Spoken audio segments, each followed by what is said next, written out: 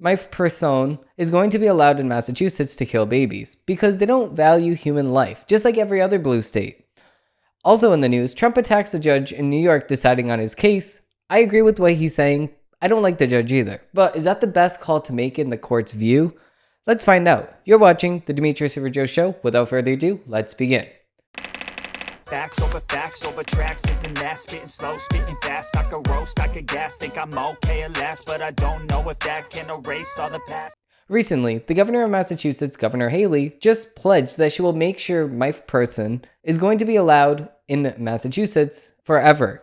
For those of you that don't know what that is, it's a drug used to kill babies that are unborn in their mother's womb. So I want to come out and put myself on the record that I hate this action taken by her with every bone in my body, and I will tell you why. I'm going to be going over 5 main points on why I am pro-life. Why can a guy comment on this? When does life begin? Can you both be pro-birth control and pro-life? Why is life important? And can you be pro-life and pro-death penalty? And what's the difference between an abortion and a miscarriage? Because a lot of people do not know for some strange reason. Okay, so starting off, I'm 19 years old and I'm profusely pro-life. I have a strong opinion on the subject because I am a human with a brain and a respect for every single person on this earth. I know the value of life, and it's much more than a clump of cells. Every person has the ability to make the world better with every day they live. Because of this, life must be preserved at all costs from conception. This is when the egg first gets fertilized by the sperm.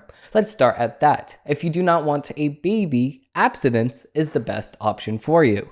From the beginning of human civilization, we knew that having sex results in a pregnancy. So why do we act shocked when a pregnancy occurs? Beats me.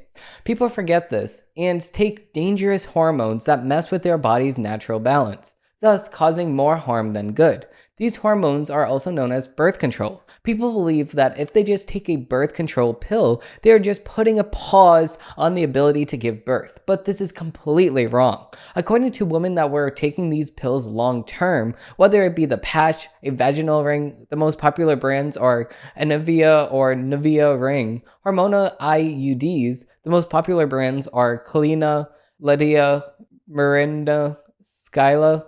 Injections, the most popular brands are Depo and Pervea. Or an implemented rod. The most popular brand is Nexplicin. All of the options that we currently have on the market. Women have said that they can no longer have babies because they were tricked into having this pill to stop acne or stop the flow from their period when they were younger because it was so high. Because of this, women regret taking these drastic steps and wish that they knew better when they were younger. I do not trust the birth control pill or any other remedies cooked up in a lab, and neither should any of you. Like I stated before, human life is valuable and does not need a price tag or does not even have a price tag. If you had sex, then you know that there is a possibility that you could have a baby. So it shouldn't be a problem when you are pregnant because this is what's supposed to happen. According to Planned Parenthood, the largest baby killing organization, 99% of abortions actually come from pregnancies that were consensual, but the mother was just not ready for her son or daughter yet. So this leaves us with the 1%. So this 1% happen from rape and incest. We do not make laws based on the small population of people, but we can make laws to discourage this highly. And I recommend lawmakers change the repercussions of this to life in prison, no parole. Now, what about a miscarriage? A miscarriage is a devastation for everyone involved, the mom, dad, and the whole entire family. I actually know my cousin, Austin, that had sadly died from a miscarriage about 20 years ago. Every single person in this situation was all suffering because of this said tragedy. That's exactly what it is, a tragedy, not something that was supposed to happen. That's the major difference. When you have a miscarriage, you don't want the baby to die, and he or she did, and that's awful. Every single lawmaker knows that that's why there is no one bill that makes miscarriages illegal. And if there is a suggested bill, it will never pass, and I will never have my vote. Also, talking about laws, what about the death penalty? I support it, only when it comes to mass murderers, because the price paid or that they will ever pay will never outweigh the damage that that person caused. There is no room in the community or society for people like that. Now, with all of that being said, let's move on. I don't ever slow up, no I don't take, I got no love. Starting with the headlines of the week, we actually have fans go wild as Trump appears at UFC fight leads. Fans go wild as Trump appears at UFC. Fighter leads Let's Go Brandon chant. Days after pleading not guilty to criminal charges, former President Donald Trump received a warm welcome after he showed up on Saturday evening at UFC 287 in Miami. Videos posted on social media showed Trump walking through the Kaseya Center, packed with cheering attendees. Trump himself is a fan of UFC, attending various fights over the years. Beside the octagon, Trump sat next to rock star Kid Rock, former world heavyweight boxing champion Mike Tyson, and UFC president Dana White. At one point, Trump stood up and waved at the crowd, broke into chants of USA. UFC star fighter George Masvidal, who lost his fight and announced his retirement, gave a shout out to Trump. I want to say, greatest president in history of the world is sitting right there. Masvidal said, promoting another round of cheers. I love that guy. Florida Republican Governor Ron DeSantis, who is widely expected to compete for the presidency in 2024 against Trump, also received praise by Masvidal.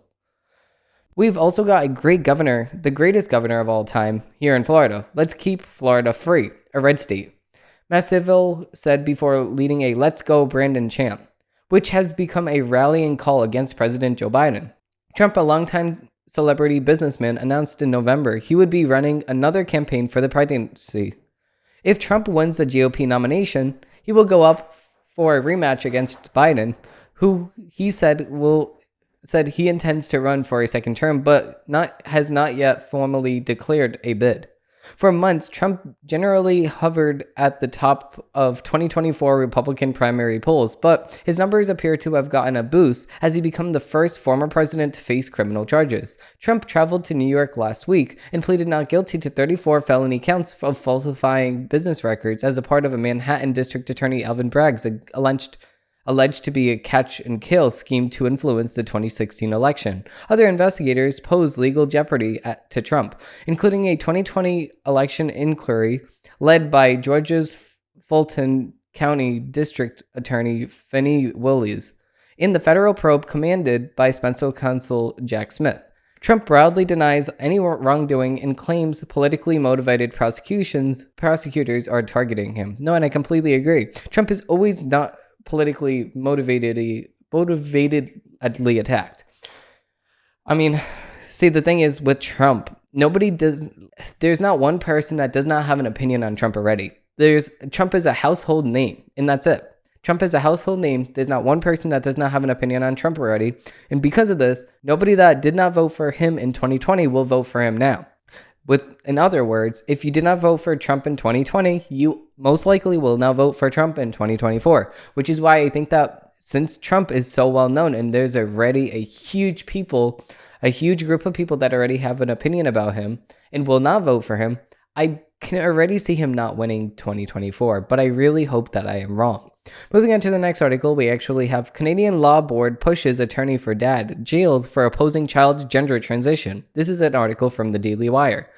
The lawyer for a Canadian father jailed for opposing his daughter's gender transition has been sanctioned for speaking out about the shocking case, prompting his client to charge that his own rights to defend himself in court do not exist. The Law Society of British Columbia, a regulator authorized by Canadian law, cited attorney Carly Lindy for professional misconduct for doing media interviews about his client, the father of a girl who identifies as male. Lindy is accused of violating one or more orders from judges, a publication ban, and an anonymity order, in a protection order, the society alleged. The child's father, whose identity was put under publication ban by the Canadian court, ostensibly to protect his child, told the Daily Wire that the system is trying to punish his attorney to undermine his case. A big part of the defense will be exposing the BS Supreme Court system and the many judges that were part of the case, the father said. We feel that this case is so politically charged that my rights at any level of fairness in the court do not exist. I completely agree. In interviews with the American media outlets, Lindy discussed his client's daughter's gender identity, physical and mental health, treatments, and personal information without regard for the judge's orders.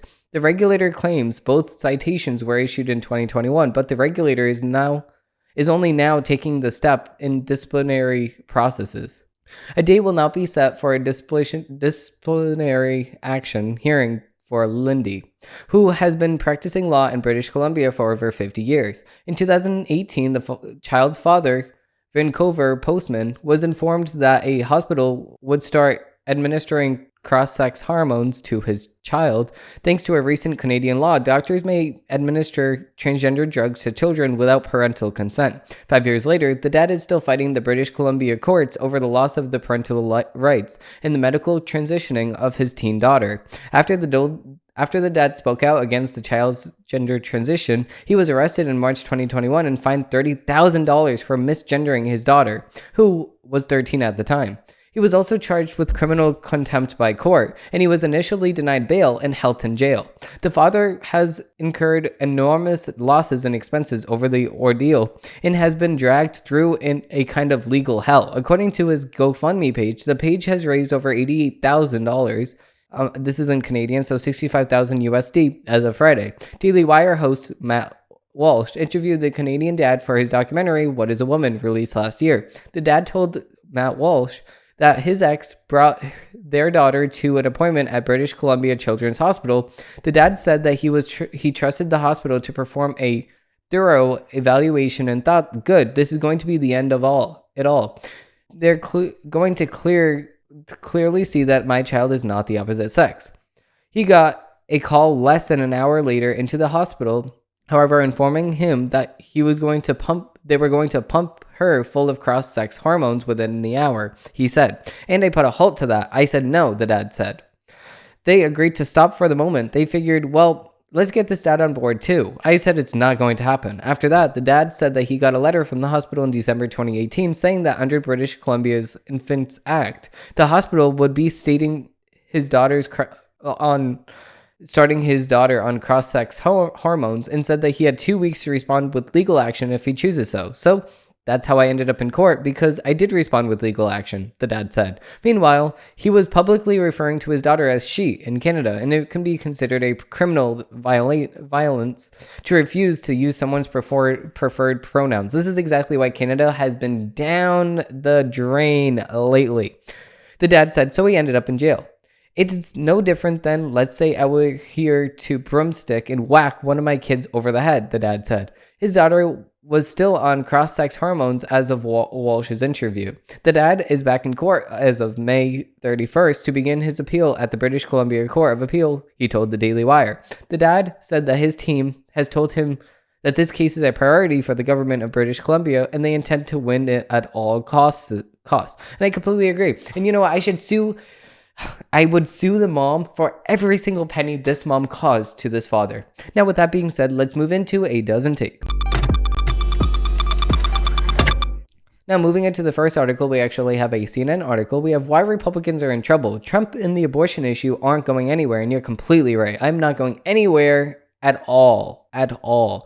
Donald Trump is now in a stronger position to win the 2024 Republican presidential nomination than he had been months ago, as his party rallies around him following his indictment by a New York grand jury on business fraud charges. Okay, so I'm going to stop you right there. CNN knows that this is going to be good for Trump politically. That's exactly why they love these cases against Trump, because this boosts him up in the polls. But actual results on the ground continue to suggest that the former president may not be good for the Republican brand among the general electorate. And I completely see where they're coming from here, because like I said, in 2020, the people that voted for him is still going to vote for him now, and the people that did not vote for him in 2020 will not vote for him in 2024. Nobody's opinions have changed about him. On the day of Trump's arraignment in Manhattan on Tuesday, Democratic-backed Janet Postowitz celebrated victory in Wisconsin Supreme Court election as liberals won control of the high court in ultimate swing state. That result is just a part of a larger story in which Democrats and Democratic-backed candidates across the nation have been performing better in elections this year than Joe Biden did in their states or districts in 2020, and it potentially portrays well for Democrats' 2024 fortunes. Wisconsin lessons. The result in Wisconsin sums up the Republican problem. Biden won the state by less than a point in 2020, after Trump had carried it out by a similar a similar margin 4 years earlier. The Badger State is one of a handful that has voted for a winner in the last 4 presidential elections, and it is one of the few that has a United States senator of each party. Buswitz's 11-point winning margin over a Republican opponent is a relative blowout compared with Biden's 2020 performance in Wisconsin. We can see that the Democratic overperformance in Wisconsin is in another Tuesday election. This won a state Senate election in the Milwaukee area. While not spoken about anywhere near as much as the state Supreme Court race, Republicans needed to hold the open seat to win the supermajority in the state Senate. The Republican candidate did win, but only by 2 points. This marked a 3-point overperformance by the Democratic nominees, as Biden lost in their district 5 years prior, 5 points in 2020. Wisconsin results match up with what we've been seeing so far in 2023 special election acts across the country. In the lone federal special election so far, Democrat Jennifer McCain outperformed Biden's 2020 margin in Virginia's 4th congressional district by 13 points. In the average of nearly 20 special state legislative elections, Democrats have gone about 4 points better than Biden's margin on average. The president, of course, won the 2020 election, so the fact that the political environment looks to be better for Democrats now than it was is a good sign for the party. It also marks a big difference with what we saw in 2019, with Democrats in special elections were clearly on par with Hillary Clinton's 2016 margins that came after Democrats have overperformed Clinton in the 2018 midterms. It was a signal that the 2020 elections might be close. An unpopular president. What makes the Democrats' strong showings this year especially odd is that they're occurring with Biden's approval rating stuck in the low 40s. Normally, you wouldn't expect an unpopular president's party to be so well in off-year elections. Okay, so this is exactly why. Run bad candidates, you lose. Okay, Republicans run really bad candidates that they rated the local nursing home for the candidates. That's exactly why they lost in most cases in the midterm elections, because these candidates that we ran were very, very bad, along with all of these election issues that we were facing. These were 2 of the main issues in the midterms that the Republicans in 2020 suffered with. This suggests that the factors currently at play are similar to those in the later half of 2022, following this United States Supreme Court's decision to overturn Roe v. Wade. Okay, so this is exactly what they like to say. The reality is that the pro-lifers that were on the ballots were not making a good enough case for why they were pro-life, like I did in the early points of this video. Democrats started to outdo Biden's 2020 margins in districts that held special elections, and Democrats had a historically exceptional night in November midterms. They more than held their own, despite Biden's approval rating being well south of 50%. The midterm exit polls revealed that many voters who don't like Biden or Trump voted Democratic. Almost all the key races in the states that will likely decide the presidency in 2024 went Democratic. Put another way, Biden wasn't the deciding factor you might have expected him to be among swing voters. Trump factored into their vote too, even though he wasn't president. Neither abortion nor Trump seemed to be going away as an issue in 2023. Abortion was at the forefront of the Wisconsin Supreme Court race, with liberals hoping that a win for Buswitz could provide them with a majority to legalize the procedure statewide. And Trump remains the clear favorite of the GOP nomination for president, despite the indictment and continuing unpopularity among the general electorate. If those things don't change going into the 2024, Republicans might be in big trouble. Okay, so that's not the issue at all. It's not the issues that are at hand. It's the politicians that we run and how good they can actually support their opinions and why they like these bills. That's exactly what the problem here is. So, like I said, we need to run better candidates. Texas judge, now moving into the next article, we actually have an MSNBC article. Texas judge halts FDA approval of abortion bill Mifepristone. The plaintiffs brought this case to Matthew Kasowitz, a Trump-appointed federal judge who's known for advancing conservative causes. And this is written by Jordan Rubin. United States District Judge Matthew Kasowitz a Donald Trump appointee who has sided with anti-abortion plaintiffs seeking to remove a commonly used abortion pill from the market, but the Texas judge stayed his ruling for now, allowing the federal government a week to appeal. The Supreme Court could have the last word, but if Friday's ruling goes into effect, it could upend the ability to obtain Mifepristone nationwide. Good. The anti-abortion plaintiffs asked Keswick to agree that the United States Food and Drug Administration wrongly approved Mifepristone decades ago. They intentionally brought the case to Keswick, who's known for advancing Republican priorities and sits in Amarillo, Texas, where cases are reviewed by the conservative Fifth United States Circuit Court of Appeals before they reach the Supreme Court. Meanwhile, a federal judge in Washington State issued a Mifepristone ruling Friday that contradicts Keswick's, increasing the likelihood that the Supreme Court would have the final word. That's because of a different court of appeals. The Ninth Circuit hears cases from Washington State. The conflicting injunction blocking the FDA from altering the availability of Mifepristone was issued by Judge Thomas Rice, who's appointed by Barack Obama. Rice's ruling applies only to states involved in the lawsuit, not nationwide, but it can also conflict with Keswick's ruling to the extent that Texas ruling applies nationwide if it goes into effect. Okay, and I completely think that this should be illegal nationwide, because how is the FDA going to approve something that's going to kill people taking that said drug? How is the FDA going to sit here and say, oh yeah, this drug is safe when it kills people? That's a conflict of interest. No, the FDA should disprove this drug because it kills people. Duh, it kills every single person that's on the drug. It kills a person, so that's exactly why it should be banned. It kills people. Why are we going to kill people?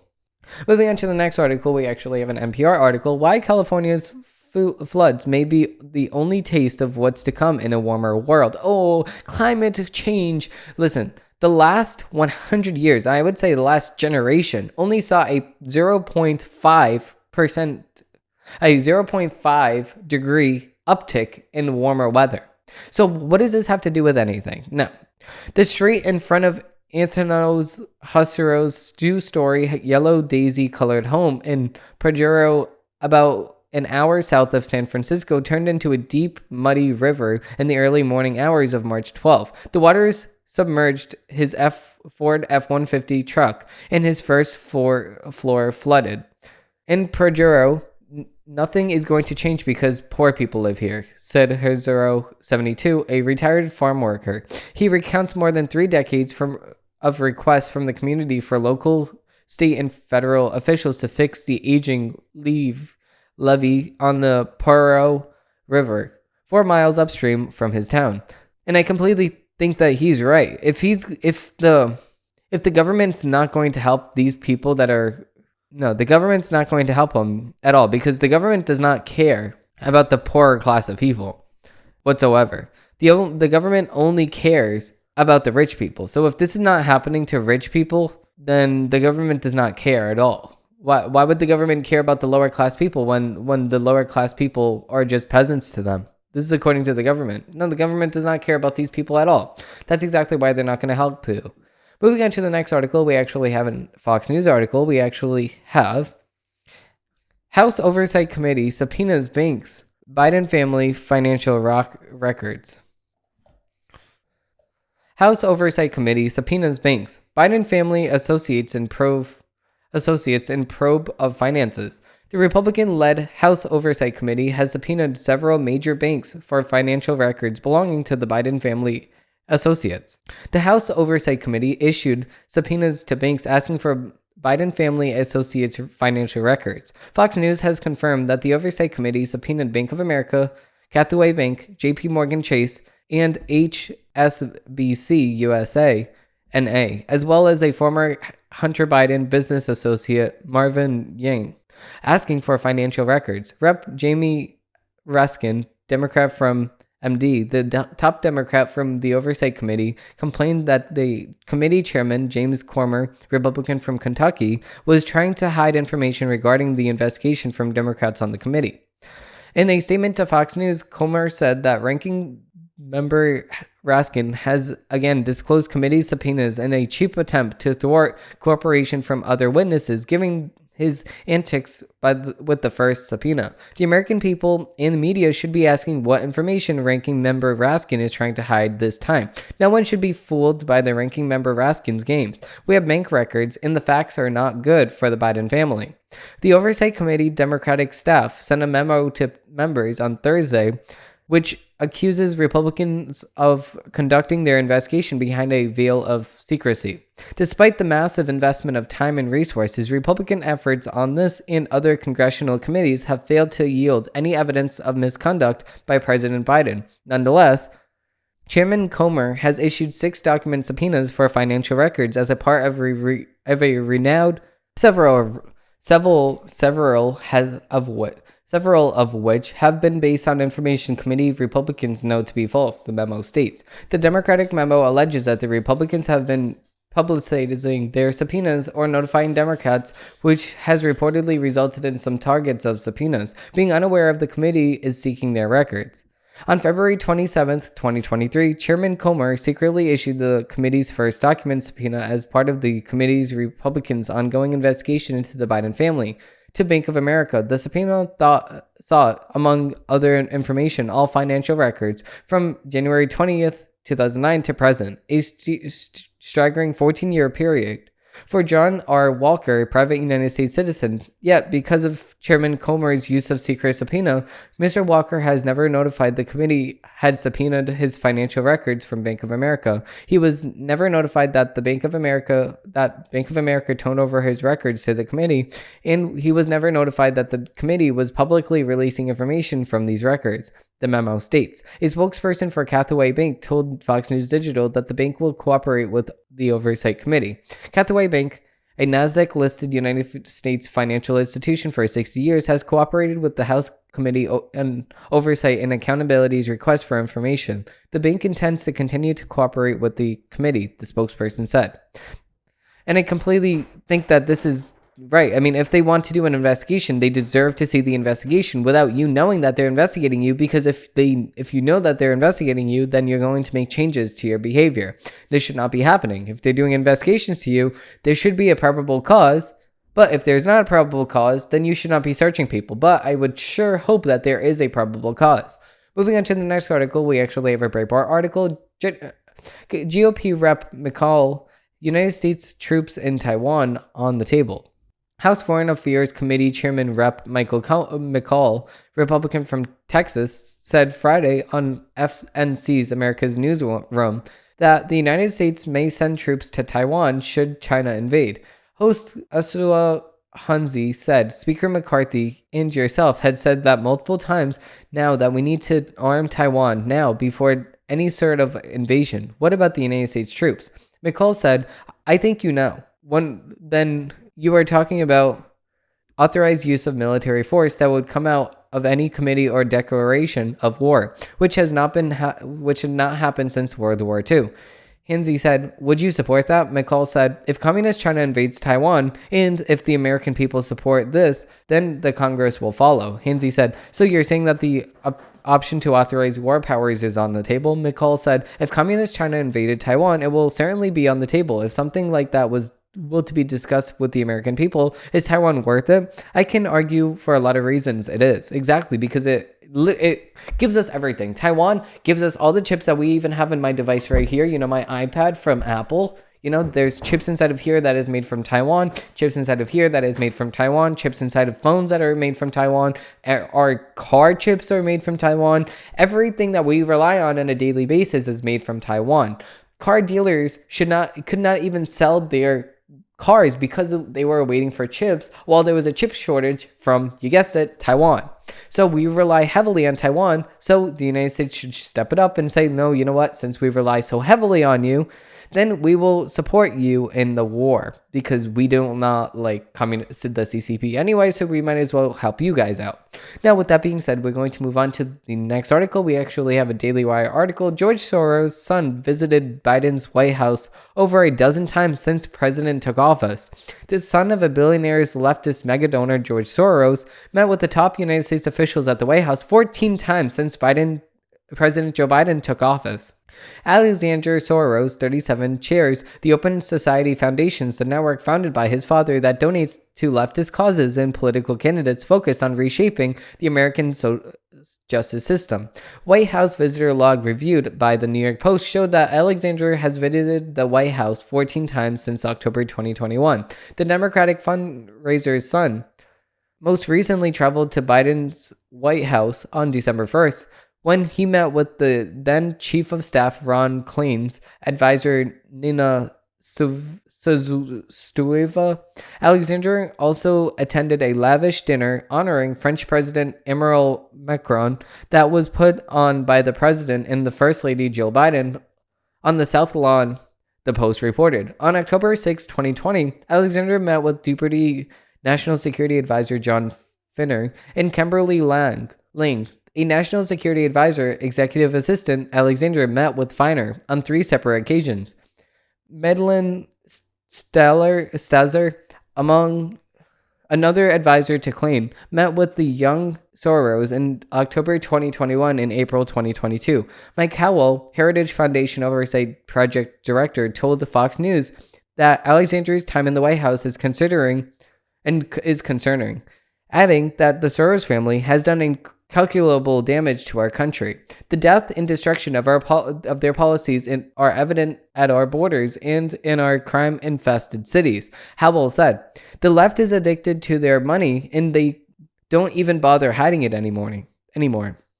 Alexander has posted photos of himself with major Democratic leaders such as Senate Majority Leader Chuck Schumer, Democrat from New York, former House Speaker Nancy Pelosi, Democrat from California, and former President Barack Obama. He has donated over $11 million to leftist PAC since 2010, according to the Post. In 2018, Alexander donated $2 million to the Senate Majority PAC.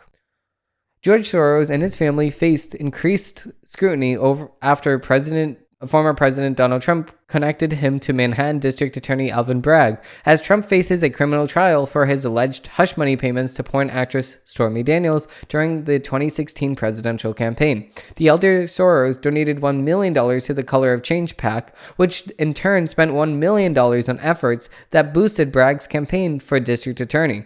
George denied knowing Bragg, accusing those on the right of focusing on far-fetched conspiracy theories instead of on serious charges against the former president. Of course. So why wouldn't we be focusing on the money? You say follow the money. Yes, we should follow the money. We're following the money from your bank account to Democrats, and we're following those Democrats to policies that are ruining America. So we're blaming you for getting these Democrats even elected in the very first place.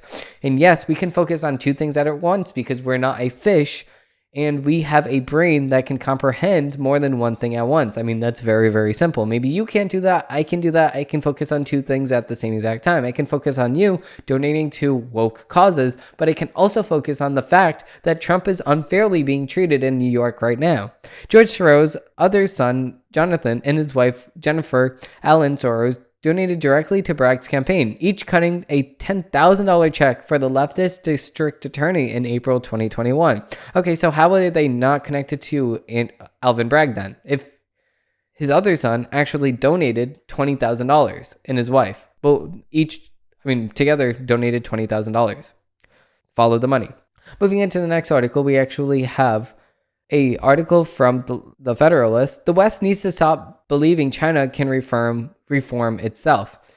Revered China expert Frank Dichter, latest book, China After Mao, The Rise of a Superpower, paints a damning portrait of a gullible Western leaders unwilling to pressure the CCP. One of the West's most significant foreign policy blunders was its kind of faith that the economic encouragement with China would empower moderate Communist Party members to launch political reforms. Such wishful thinking. Unfortunately, it's not the only China illusion the West has fallen for. According to Frank Dichter's new book, China After Mao, The Rise of a Superpower, Dichter, as the chair professor of humanities at the University of Hong Kong since 2006, has a front row seat from which he can observe Chinese history. He also traveled to China many times and shifted through thousands of municipal and provincial government archives and primary sources materials. All of this research enabled him to Arthur, the writing the award-winning People's Trilogy, a series of books that document the Chinese Communist Party rise to power and its ideology and policies inflicted unimaginable pain on the Chinese people from 1945 to 1976, the year Chairman Mao, the worst mass murderer in human history, died. Dichter's new book picks up from 1976 to the present and covers significant political events such as the CCP's initial power struggle after Mao's death and the 1989 Tiananmen Square massacre. The book also devotes many pages to analyzing China's economy. An immense contribution of the book is that it shatters the image of a more open and powerful China. Socialism persists in China. A common misbelief about China is through 4 decades of economic reform, the Chinese economy has become more market-oriented than it was under Mao's rule. According to Dichter, the term economic reform is inaccurate. In actuality, the CCP was tinkering with a planned economy and misleading the public about economic reform, whenever it needed to attract foreign investments or seek membership to an international organization such as the World Trade Organization, the WTO. Thus, China's economy today is much more socialist as it was than under Mao's, since the state still controls all the means of production.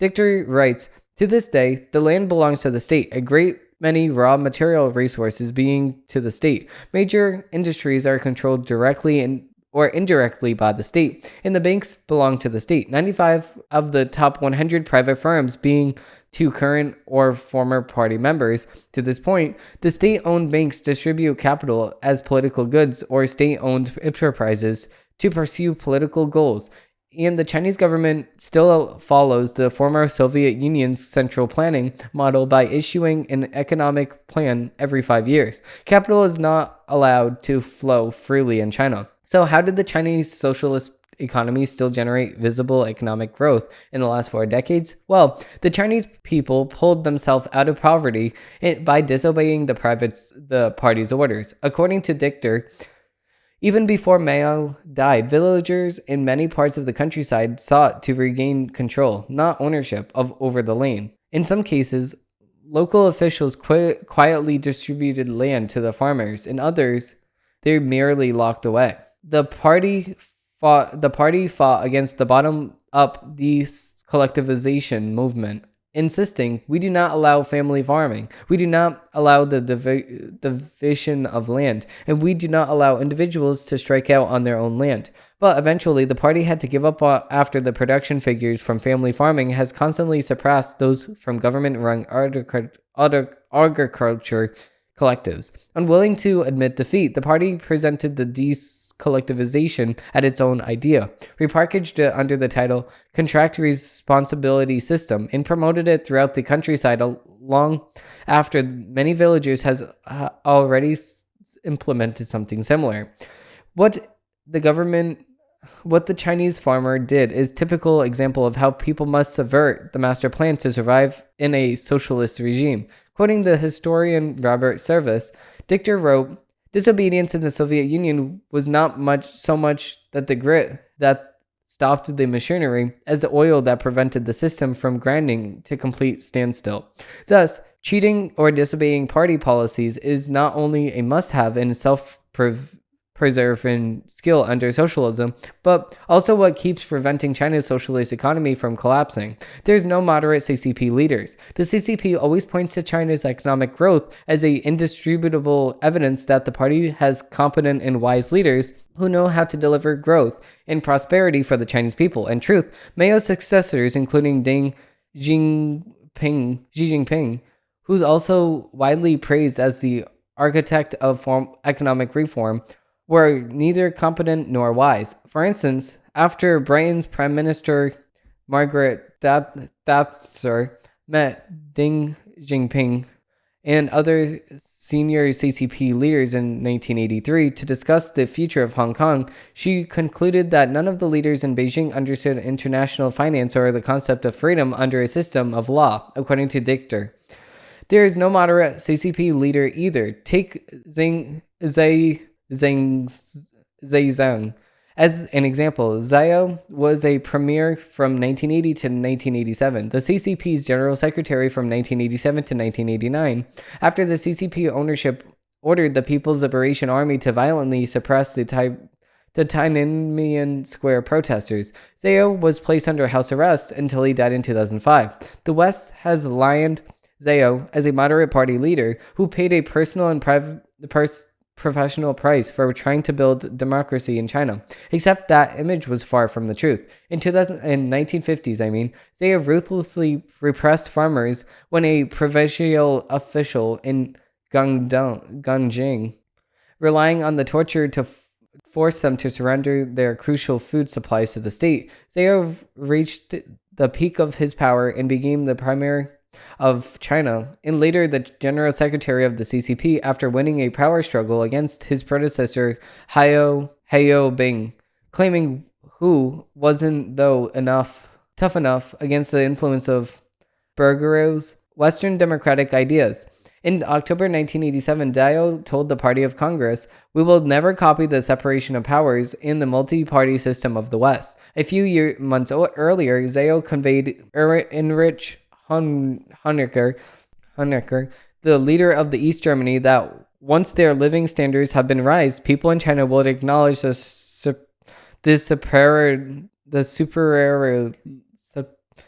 superiority of socialism, and then we can gradually reduce the scope of liberation further and further. Zhao appeared to be sympathetic to protesters in Tiananmen Square because he had hoped to exploit the event to gain power over Chinese paramount leader Deng Xiaoping, who had the final say on all essential matters.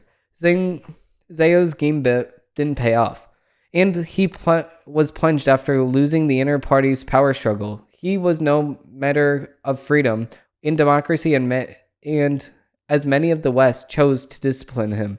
The West should not stop searching for moderate CCP leaders because there were none.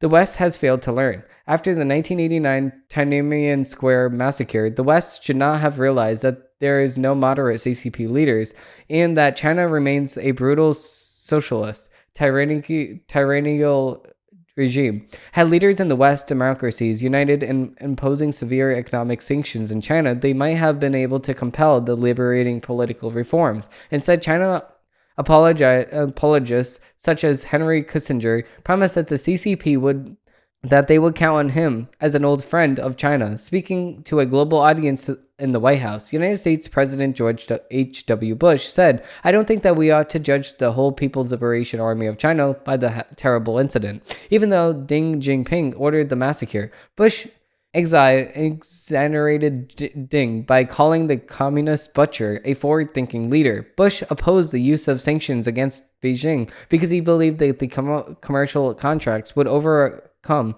these unfortunate events and exorbitantly move China towards democracy. A month after the massacre, President Bush's National Security Advisor, Brent Scowcroft, met Deng Xiaoping in Beijing and assured him President Bush is a true friend of you and of China. The CCP quickly realized that it should not fear no one and change nothing. Western politicians eagerly welcomed the regime into the international institutions such as the World Trade Organization, and opened their markets for Chinese experts. Foreign businesses brought their products, technologies, and moved to China. The West's wishful thinking and greed helped extend the CCP's longevity and facilitated the rise of the formidable adversary and now threatens Western democracies and democratic values. The only good news to emerge from Dichter's book is that the communist China is not as powerful as it projects.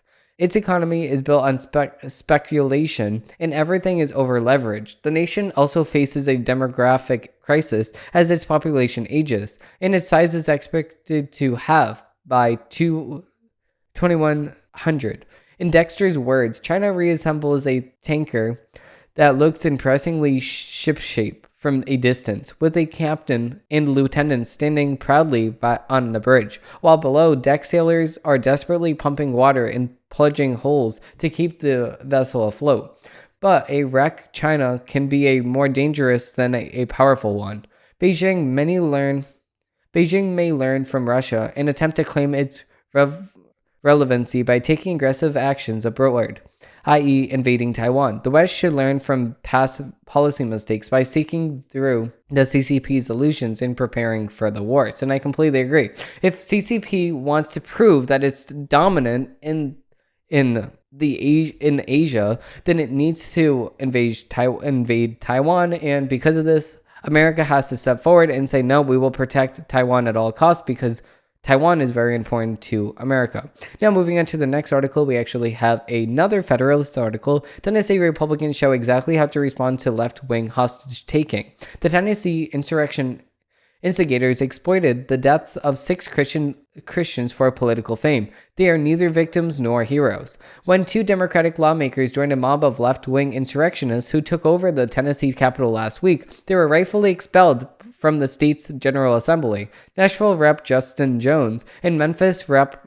Justin Peterson violated the Tennessee General Assembly decorum requirements when they held up a protest sign and shouted into a bullhorn, encouraging left-wing rioters who were illegally disrupting legislative proceedings last week. Eventually, the noise coming from Jones, Peterson's, and insurrectionists grew so rigorous, members of the General Assembly were forced to exit the chamber and suspend legislative business. Democrats have responded to the insurrection instigators' rifle explosions in historics, claiming the Assembly's decision to expel Johnson and Pearson was undemocratic and racist. Some even claim that the explosion signals that the Tennessee is less free than North Korea. That does not make any sense whatsoever. How can a communist party have more rights than Tennessee? It does not make any sense. No, Tennessee has votes every single 2 years. Tennessee lets the people vote. In the United States of America, you can vote as a person. So you can go to the store, you can have your own private bank account, and you can do things without government approval. In North Korea, you cannot. So that is such a slap in the face to the North Korean citizens that you're comparing your life that's so good in bubbles and hot tubs and all room service, and I want food right now, and you click it in your phone. You're comparing that to people that are dying in North Korea. That's disgusting. Leftists claim Jones and Peterson were simply expelled simply because they were black.